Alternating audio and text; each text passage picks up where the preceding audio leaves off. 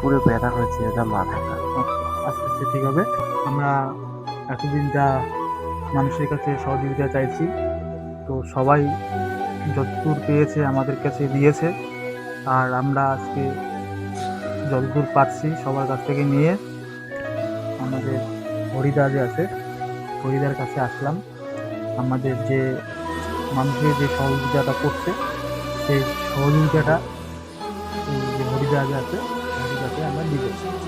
আর হরিদাকে বলবো যে দাদা তোমার কোনো টেনশন নাই, আমরা আছি, কিছু করবো। পুরো ব্যথা হয়েছে এটা মাথাটা। আস্তে আস্তে ঠিক হবে, চিন্তা করিস না। আমরা যেহেতু আছি, তুই কোনো চিন্তাই করিস না, ঠিক আছে?